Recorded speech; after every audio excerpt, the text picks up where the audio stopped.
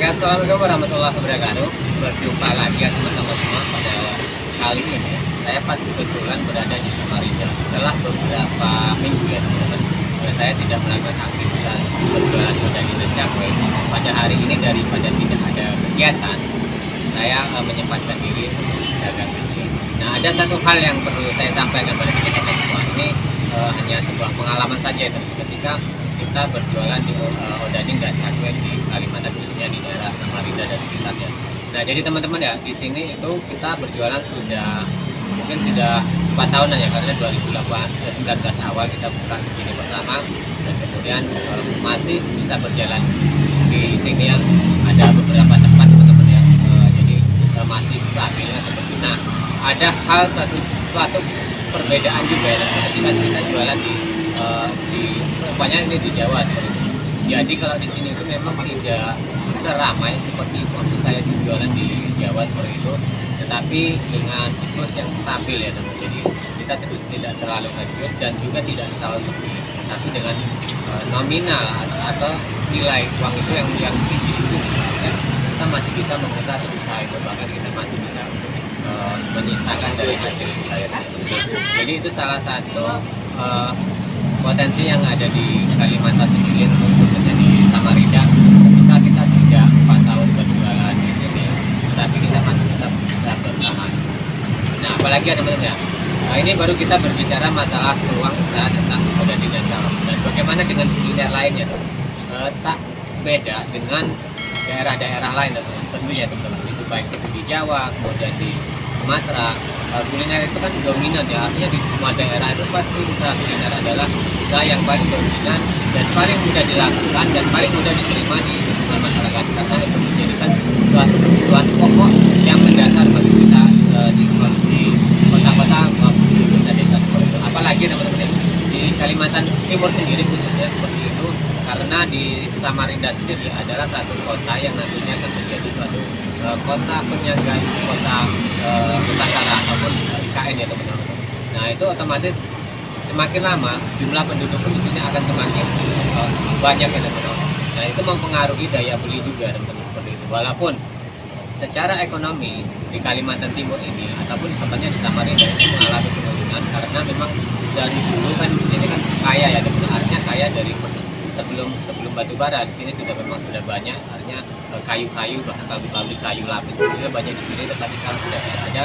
Kemudian batu bara, nah, sampai saat ini pun mengalami penurunan. Tetapi setelah dua hal tersebut surut ya teman-teman, tapi saat ini kemungkinan ke depan ya teman-teman ya, dengan adanya ibu kota negara ataupun IKN ya teman-teman, atau di Nusantara, contohnya di kota Samarinda khususnya, itu akan sangat berpengaruh teman, karena secara set-setannya ataupun secara planningnya itu kan kota-kota yang di sekitaran Sepaku seperti contohnya Tenggarong, kemudian Samarinda sendiri, Balikpapan, Semboja, kemudian di Jabatan Utara ikut situ ya teman-teman, otomatis akan menjadi kota-kota penyangga. Di sinilah kepadatan penduduk akan semakin cepat ya teman-teman.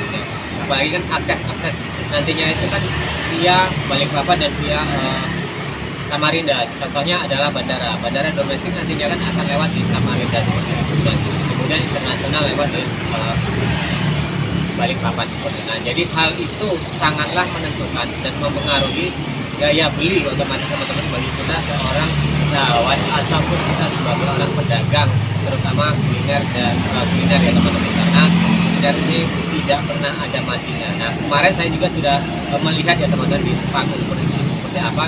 Saya menilai di Sepaku itu adalah suatu hal yang apa ya, semakin akan cepat berkembang, karena kita kemarin di sana melihat dan kita sempat jajan, artinya makan di sana seperti itu, dan menurut saya itu hal potensinya yang sangat cepat ya teman-teman, karena perkembangannya pun sekarang itu di Sepaku sendiri ataupun tepatnya di lingkungan IKN ya teman-teman, itu sudah mulai pembangunan. Berarti di kota-kota besar di lingkup itu juga itu akan sangat berpengaruh ya teman-teman. Apalagi nanti kan metropolisnya itu berada di salah satunya adalah Samarinda. Otomatis Samarinda ini akan sangat cepat sekali perkembangannya. Nah, bagi kita sebagai orang usaha ya teman-teman, usaha walaupun kita usaha kecil ya, karena kita memiliki sebuah potensi, memiliki dasar untuk ketika kita akan hijrah ya, artinya kita mencari tempat-tempat buat usaha. Nah, itu salah satu faktornya teman-teman. Nah, sehingga ketika kita jualan seperti ini, saya merasakan perbedaannya seperti ini ya teman-teman. Seperti saya ceritakan tadi, semenjak saya 4 tahun berdagang di sini, walaupun saya kemarin kan sempat di Lampung seperti itu, tapi kan artinya kita masih memiliki usaha di sini. Jadi kita bisa melihat perkembangan di sini masih stabil kan seperti itu, dan tidak ada turunnya. Memang kalau dibandingkan dengan pengalaman saya yang dahulu ya teman-teman, ketika kita buka di Pulau Jawa seperti itu, di Jogja, di Magelang seperti itu kan, di sana memang apa ya, artinya jualan ondadinan cabai sendiri teman-teman itu memang luar biasa, artinya bisa membuat banyak dan banyak juga banyak juga. Tapi kalau kita banding-bandingkan di sini, ketika kita membuat sedikit di sana dibanding banyak di sana, itu masih kita tidak kalah pendapatan bersihnya seperti itu, karena secara kalkulasi kita di sini itu masih bisa kita atur seperti itu.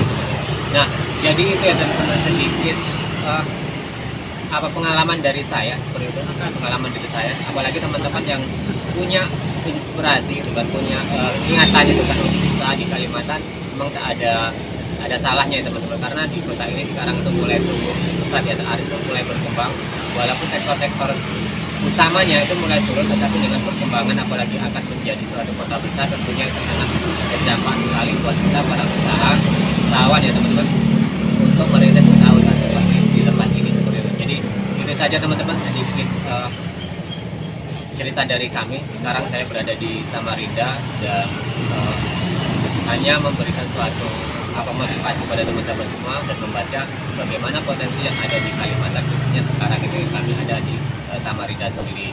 Oke teman-teman, terima kasih banyak. Kita berjumpa lagi di tayangan dan video berikutnya.